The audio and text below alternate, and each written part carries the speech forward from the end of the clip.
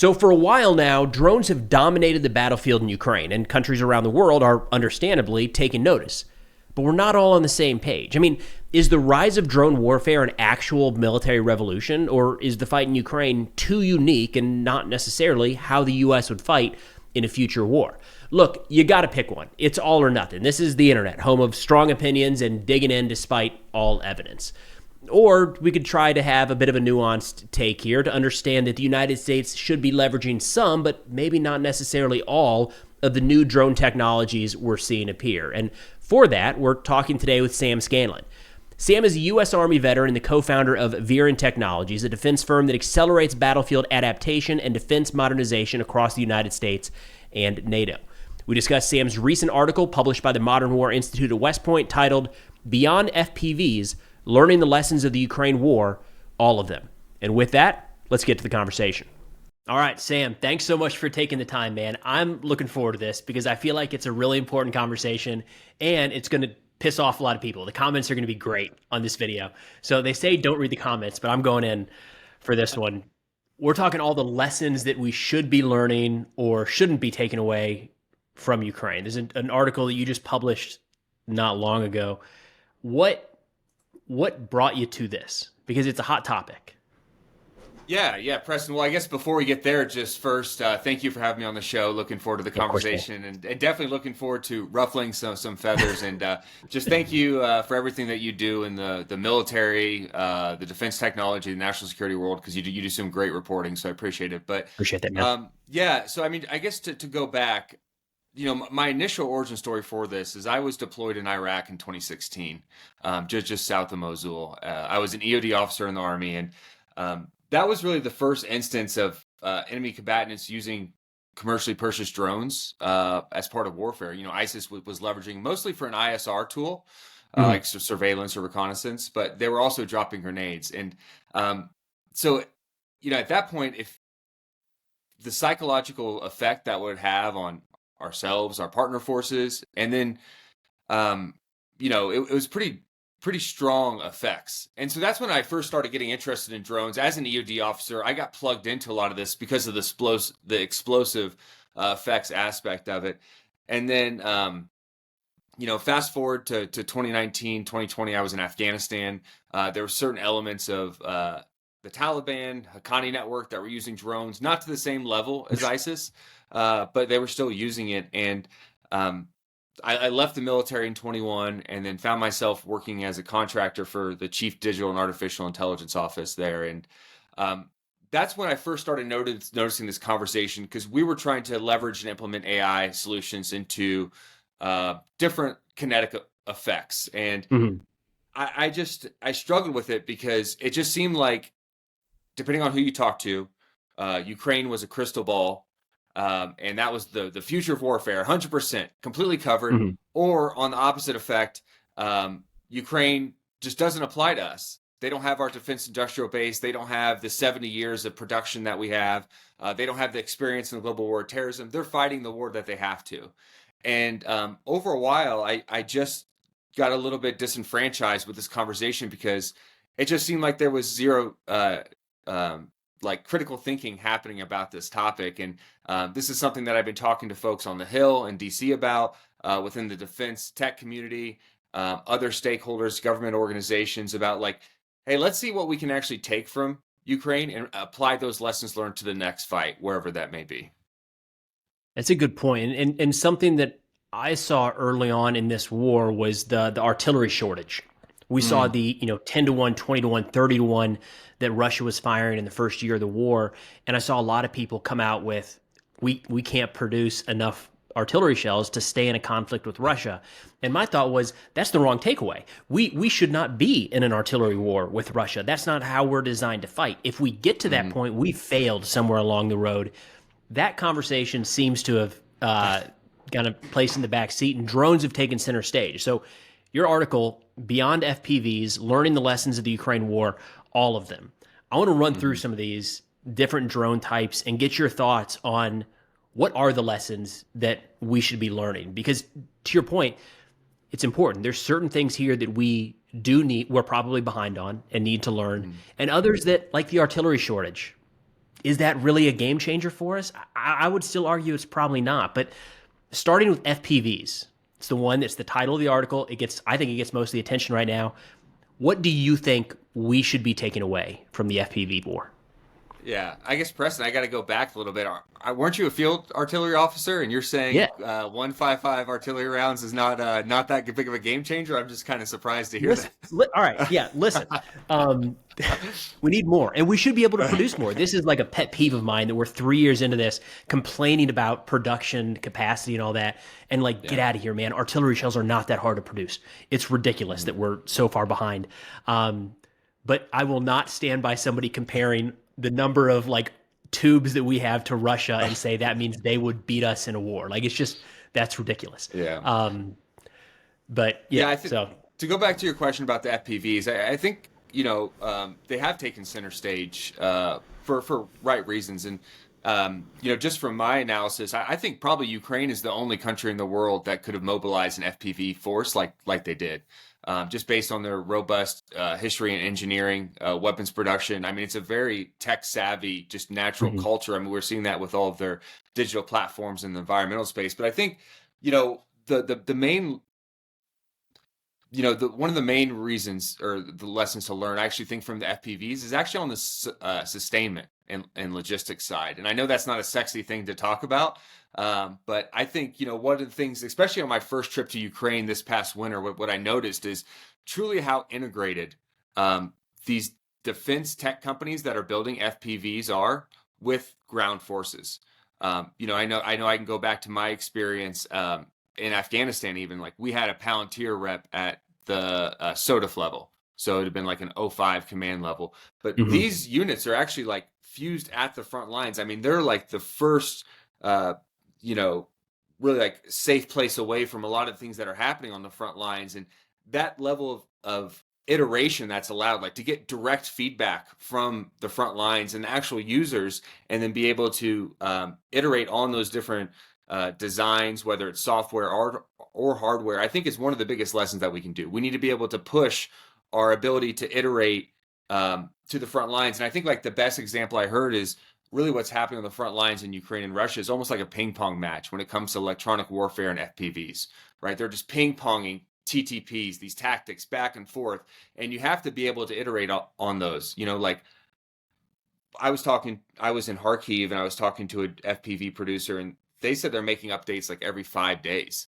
I mean, our experience overseas, I mean, there would just be nothing like that. So I think out of all the takeaways with FPVs, I think that civilian vendor and military integration for product design is probably one of the biggest takeaways that we can do, and we should try to push in further legislation and just in contracting overall.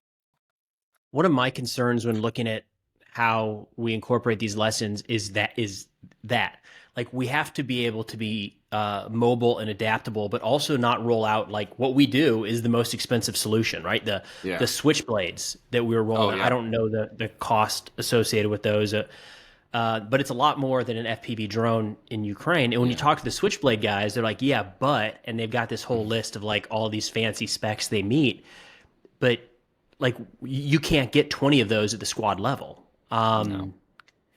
And I'm a little bit concerned that as we go down this direction, we're just going to be stuck in that mindset of, you gave the example of the cost of a Tomahawk versus some of these long range drones. It's 1 to 100 at times, if not more. So the ability to be more adaptable, but that feels like a bigger cultural thing for us. I don't know. Yeah, I think another one of the lessons learned, and I think FPVs probably are the best representation of this, is being on the right side of the cost curve for an economic, feasible battle. And you brought up the switchblades, the Switchblade 600s. Depending on the package and payload, those are going to range from 60 to 120K. So to your point, you're not going to get those at the squad level, where in Ukraine at a high level, you're talking 5K per an FPV, which is a lot more manageable. When I was a commander going to Afghanistan, I had 40 to 50,000 of discretionary funds that I could use. Imagine if I could actually use those to increase the lethality of my soldiers and not, buy jackets or things like which are helpful, but maybe don't have that same direct impact lethality. And I think FPVs do a good job of saying that because especially when the U.S. as we look at fights, being on the right side of the cost curve is going to be critically important, especially if something happens in the Indo-Pacific. With how close the supply chain is to China, and how far away it is for us, even though with already that they have a predominance, like 80% of the global commercial drone market, according to the Atlantic Council, right? They have 98% of the magnet market.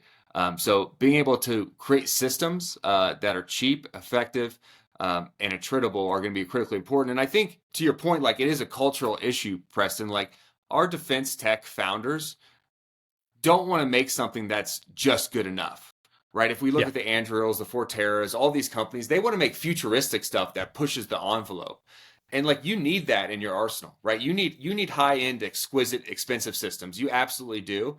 But there's a place, and what Ukraine has really proven, and one of the lessons is you need the low-cost, mass production, attritable systems. And you got to have both in this next evolution of warfare. And I think, the culture change and some of the challenge that our defense tech founders are going to have, and like the government really needs to start is, hey, we need to make things that are just good enough for this one mission, right? We need an FPV drone to be able to go hit a target 300 or, I don't know, let's say 30 kilometers away. And like, that's all we need. Like, let's not over engineer this. Let's not make it futuristic. Yeah. And I think because of our experience in the global war on terrorism, we over-indexed on this futuristic, because we need to be able to put a guided bomb in the third window of the second building on a corner in Baghdad. And obviously in that type of fight, you need that type of precision to fight ethically and within the laws of international conflict. But when it comes to a fight that we see in Russia, Ukraine, or if we're projecting what a fight could potentially look like in Indo-Pacific, we need things that are going to be just good enough to get them to get the mission done. My gut tells me when it comes, and we'll jump onto the other drone types here in a second, but when it comes to FPVs, like I do not see a good argument to why a company commander, somebody at that level, should not have access to precision strike munitions at 20 kilometers. Like, yes, we want to have air superiority everywhere and be able to put a Hellfire through a moving vehicle, but those platforms aren't always available. They're expensive, and it's rarely a company commander, especially in a large conflict. That company commander is not going to have priority access to the first cast platform overhead. But if they see a grad moving into position, like there is some value in being able to put $1,000 munition through the driver's window before it gets into position. Like, if that technology exists, we probably should want our people to be able to utilize it. That doesn't mean that it's the first line of defense or the only thing we go in on, but we need that capability. Yeah, it's a tool, right? It's another tool for the ground force commander to be able to leverage. I mean, we always talk about like layering effects and combined arms. And so like, why can't an FPV just be another layer to that combined arms? I mean, imagine trying to defend or create a defensive position or hold some type of critical infrastructure when you have 155s, FPVs, direct arms, all coming at you at once. I mean, that increases the difficulty of that operation. I mean, fairly significantly. I mean, even from your experience, Preston, as a field artillery officer, I mean, would you agree with that? I mean, can you see this all kind of fitting together? It's insane. Yeah. I mean, and they all serve a different purpose on the battle. I mean, a great example right now is counter battery fire. Yeah. So we train that in field artillery, and it's challenging, especially when you talk about a piece getting ready to move and you train to fire and displace in a short period of time. So you kind of get the rounds down range and get out of there before the enemy has a chance to identify your location and put rounds on your firing point. With FPVs right now, or really any drones, they're monitoring those artillery positions before they're in place. So they see a self-propelled howitzer moving or a grad moving, they get ready to hit that thing before it fires. It changes the dynamic of counter battery. You just use these, so that frees up the artillery to carry out different missions. Yeah, and it presents just such an incredible threat as well that you have to plan for. Like if I'm moving or if I'm trying to take territory and I know FPVs are operating in that area, like I have to go about that differently and pretty significantly. Like and I was talking to a field grade officer in a unit that was outside of Kharkiv, and he said one of the biggest advantages for FPVs was them preventing Russia from being able to mass any type of formations, because they just know whenever you get more than a handful of trucks or a platoon size element, like they're going to be FPVs raining down on you, because you have the one, just as you articulated, you have one doing intelligence, and then you have the strike ones coming in right behind it. And so that's one of the reasons I think, especially in that Kharkiv line of battle, that they've been able to, fend off and hold territory pretty well, is because there's just no ability to mass forces. I mean, we saw that with some of these armored assaults that they were trying to do over the past week or so. I mean, it's just not successful. I mean, they tried motorbikes. I mean, that's a strategy, but like, you just can't mass enough force to be able to punch through like a defensive position. And a lot of that is FPVs. And without that FPV threat, I'm not sure, they would be able to do that. So when I think about the application of the US, I'm thinking about us trying to hold a beachfront. And like, you have all these barges or landing ships or amphibious ships coming in, and I'm thinking, man, I could shoot at it with my M4. What is that going to do? I mean, why can't I carry a handful of FPVs and rain those on them at first as like my layered defense, and then once it gets a little closer, go back to my primary long rifle. But to me, I think it just makes a lot of sense. And I was speaking to a congressman who's a veteran, and he had the same reaction to you. Is like, FPVs are great, but like, why can't we just use Hellfires? And I was like, well, I would love to, right? But those are 170, per, and they're technical, right? You need pretty heavy training on Hellfires. Where I think today, and especially the up and coming generation, FPV drones actually come a little bit more natural, and you don't have quite that training curve, and plus just the cost. The cost alone is much more effective. So let's stick with cost for a minute and shift over to interceptors, because this is one where we have not been directly involved in the war in Ukraine, but we have seen, I think, kind of the outflow of this, the Houthis in the Red Sea. We spent, I mean, I don't know the number. I want to say it was in the billions in terms of interceptors against relatively inexpensive drones. So like, this is not, it's being amplified in Ukraine. But the interceptor question, what do we do there? It feels like this has to be a lesson that we learn. I don't know if we are. Yeah, and I think, the larger lesson at that is like, with this emergence of drones, and I mean, we all know that it's a significant threat in the U.S., but you need layered drone defenses. You need RF capabilities. You need microwave capabilities. You need cyber takedown capabilities. You need exquisite capabilities like Patriots and other systems to be able to take down those higher end systems. But to your point, the low cost kinetic interceptors is a place that Ukraine has invested a lot of money in, and it is making a lot of progress. I mean, over the last stat I read about a few weeks ago is about 60 different companies are now producing low cost interceptors. So I guess just to provide a little context, Russia is lobbing Shahed drones, one-way attack drones at Ukraine every night. Sometimes in the upwards of 5 to 6 to 700, I think, is the highest, and on a low night, maybe 100.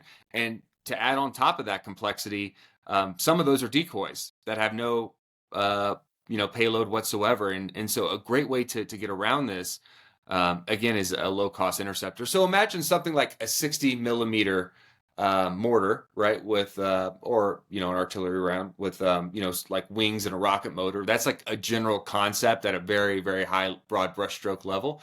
But these are costing anywhere from $2,000 to $5,000 depending. And again, those one-way Shaheds are estimated to be in around like the 20 to 50,000 range. So again, it's not going to be one-to-one. You're probably going to have to send multiple of these interceptors again to take them down. But right now, like one company, Wild Hornets, they have a Sting interceptor.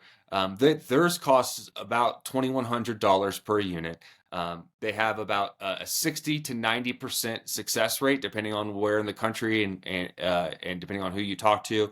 And they've intercepted about 600 Shaheds and other one-way drones over the last 5 months. So like that's a really strong company that's leading the way. You have multiple others as well, but I think from just the cost effectiveness and that critical place in that layered defense when it comes to air defenses is critical. And just a little bit more context before I pass it over to you. A lot of these will have about a 300 kilometer range and can travel anywhere from like 250 to 350 kilometers per hour, just for generality. But there's a lot of promise on these. And to your point about the Houthis, I mean, can you imagine we used, let's just say 10 of these $2,000 interceptors instead of these $1 million high-end ones, on just how much more effective that would have been.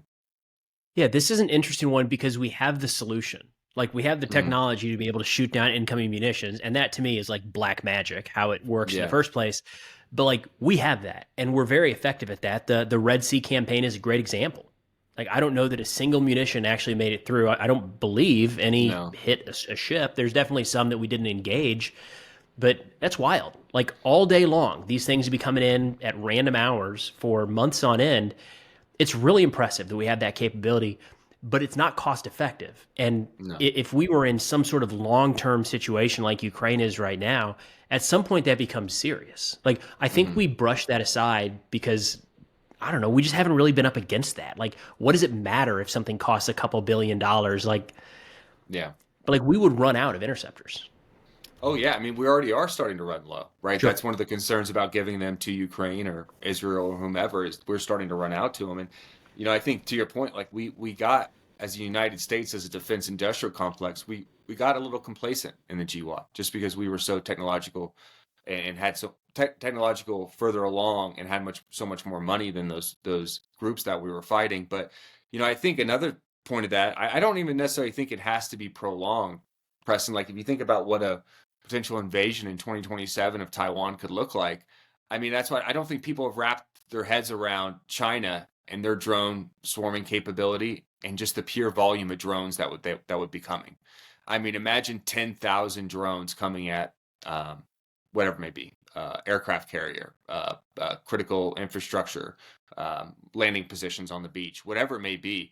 And that's why I think, you know, these low cost, this layer defense becomes even more important, because the warfare is turning where mass production, attritable economics matter. And I think, you know, just putting ourselves on what are these lessons that we can apply to Indo-Pacific, you know, that's one of them. It's just understanding the pure volume that is going to be needed to be able to defend Taiwan in 2027, if that's still an interest to the administration, which is a big if.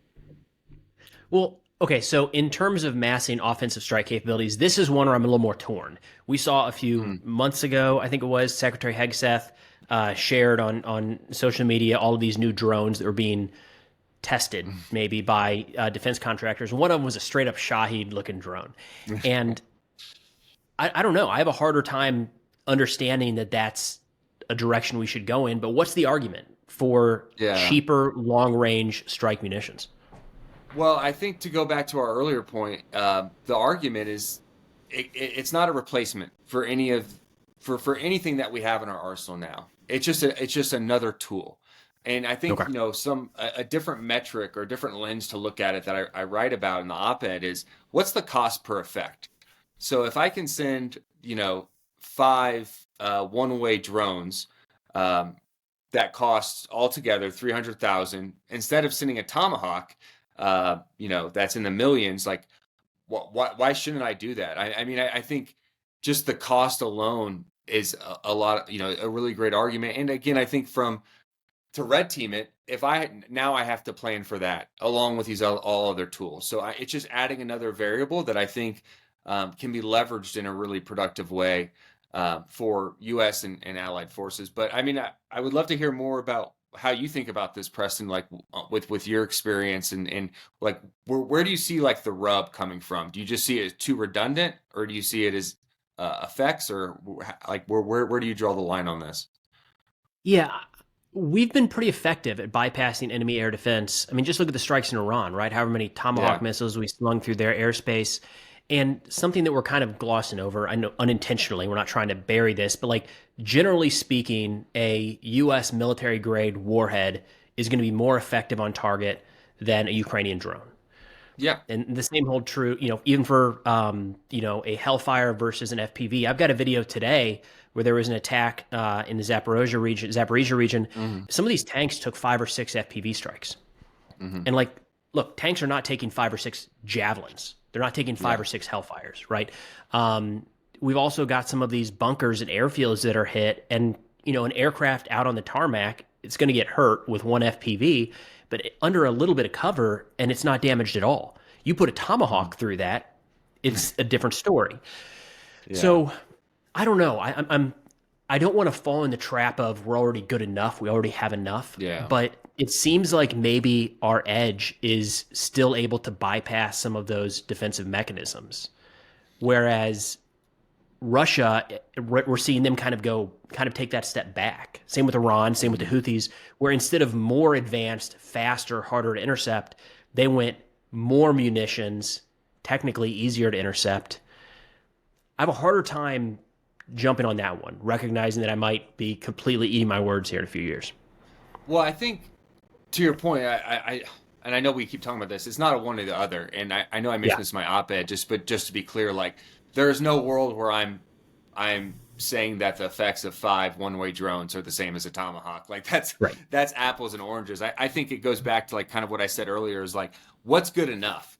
Like, do we need to completely destroy this hypothetical drone manufacturing facility in X country, or can we just basically cripple it where it's still standing? But I mean, you know, like, can we just take one wall down? Is that good enough? You know, and will that deter and degrade like enemy capability enough for us to achieve our objective? And it's tough. Well, Jesus, I've never had that happen. It just shut. It says it's still recording, so we'll see what that looks like. I was like, man, I must have really made him mad. Just walked off. The internet stayed up. The internet connection's up. Everything else is fine. This window just went disconnected. Yeah. Oh, Christ. How do you want to start this back up? I got it. All right. All right. Fun times when Riverside just decides to crash. We'll use that as a bit of a transition here from the long-range strike drones into UGVs, so unmanned ground vehicles, and USVs, unmanned surface vehicles. These are two, let's go UGVs, because I feel like we're experimenting with that a little bit in the United States at times. And I feel like we've seen that for a while of how these possibly could be used. What's the lesson learned? What do you hope our lesson learned in that capacity is right now?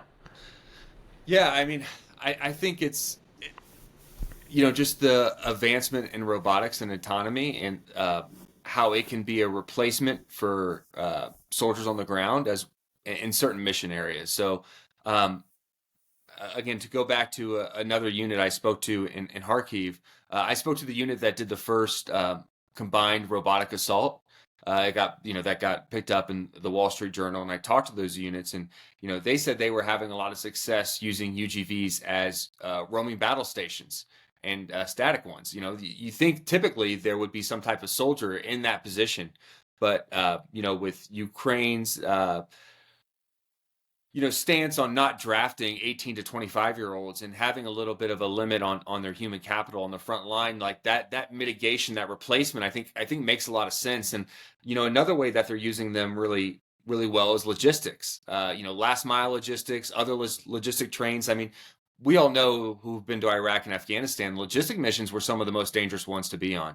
Yeah. And so if you can take that out and replace that with robotics, I think that's a pretty significant advancement and a great lesson. And we have great companies in the U.S. that are already proposing this with like Forterra and Overland AI. So I think we're on the right track of that. But I think that's a great. I mean, we're seeing these UGV companies run medevac missions as well. A company called Tencor medevac someone like 20 kilometers on the front lines to get them back to safety. So I mean, these are like really fairly impressive things to do. Now I'm talking about medevac, and I'll just have to put up a disclaimer, is sometimes those could be dangerous because they're moving a little bit slower, so they are targets for FPV and artillery strikes, so that's something to keep in mind.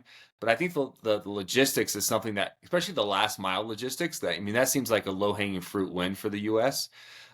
Then something else, while we're on the topic of counter-drone is putting detectors on top of UGVs and have them be roaming across your front line, your trench, your defensive position, whatever it may be.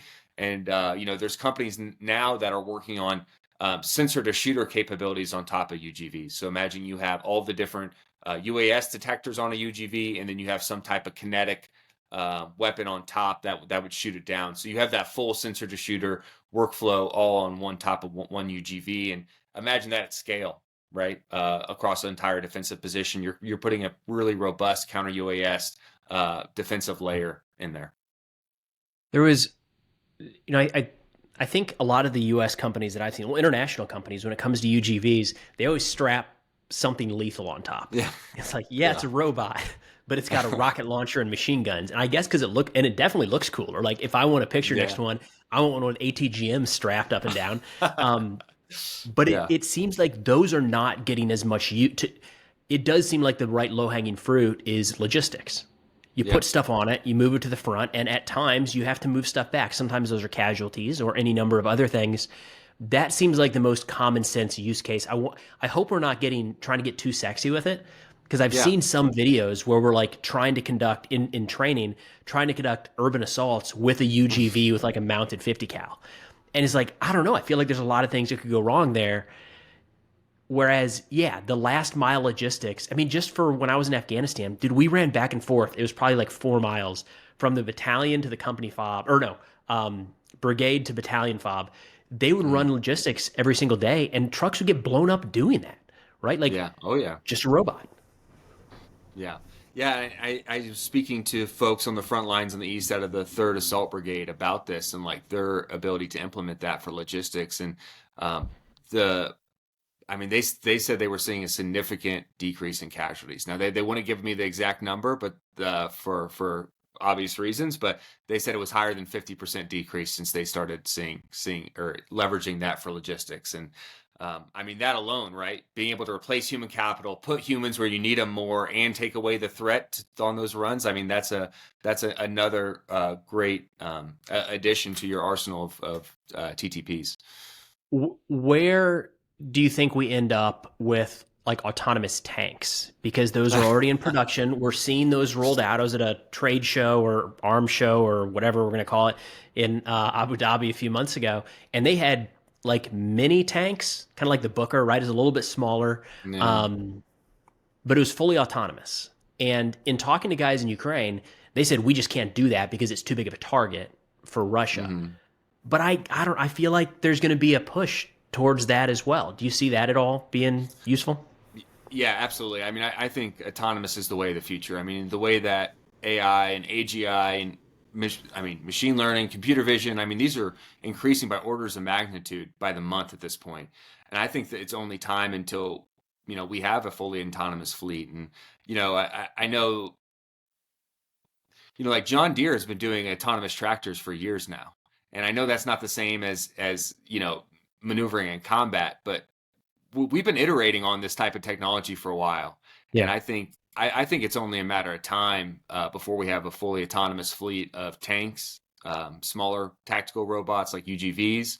And we've already talked about unmanned aircraft like fighter jet capability. I think, and that's why, I hate to get too far off on a tangent, but like, that's why I think the race to AI and super intelligence and AGI is so critical, and it's a national security threat. Because whoever gets that is going to have the key to unlock all those capabilities that's going to make a force much, much more lethal.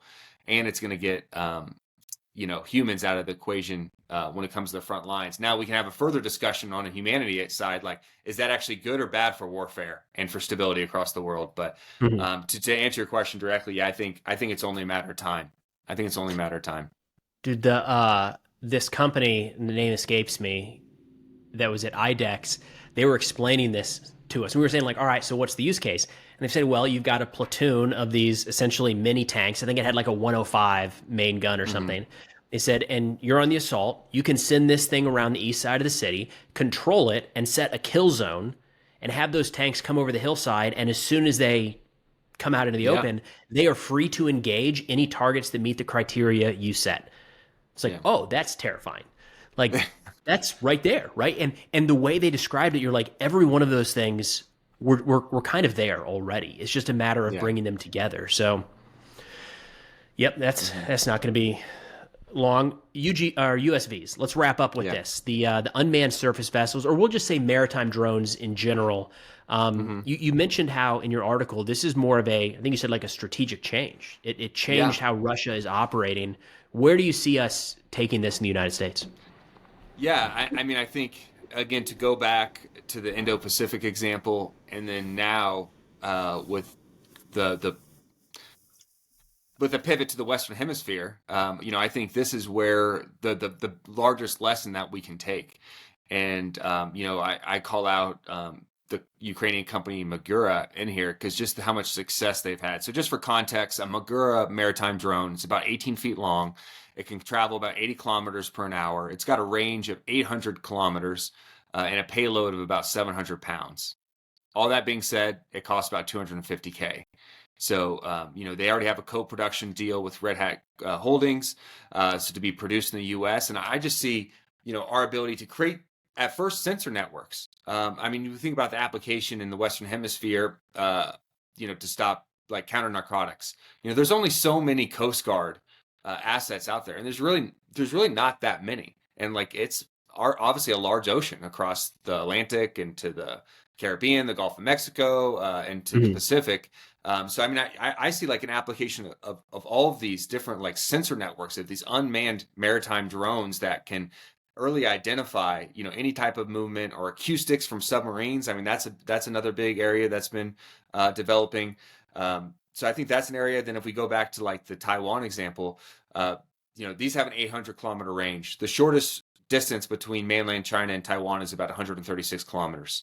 So you think about their ability to patrol, roam, detect, just within their range limit.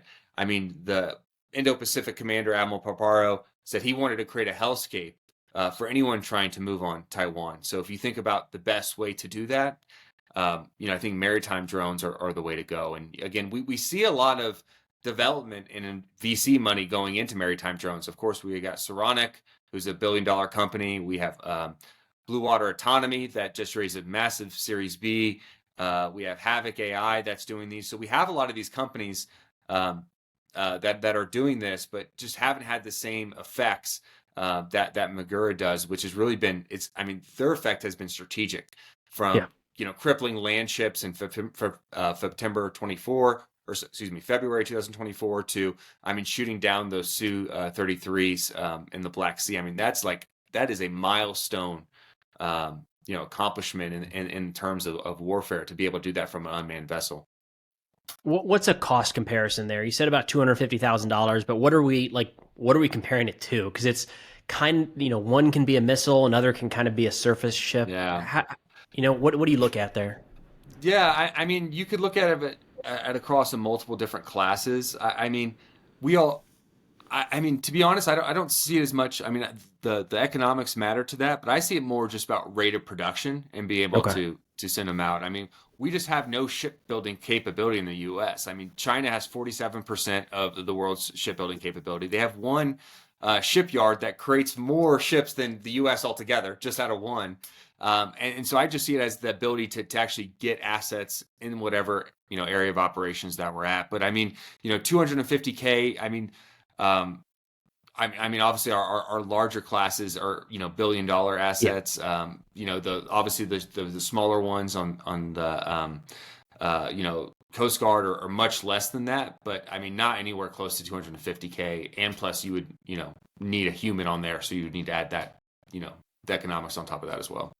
We should add that Ukraine has created like this complex environment for Russia to defend against these, because at first it was just a munition with a warhead, and it was like, okay, maybe we can shoot it out of the water, put some nets in for static targets or for the harbors, but then they tried to shoot it out of the water with aircraft. So Ukraine mounted surface-to-air missiles and started shooting down helicopters and fixed-wing jets.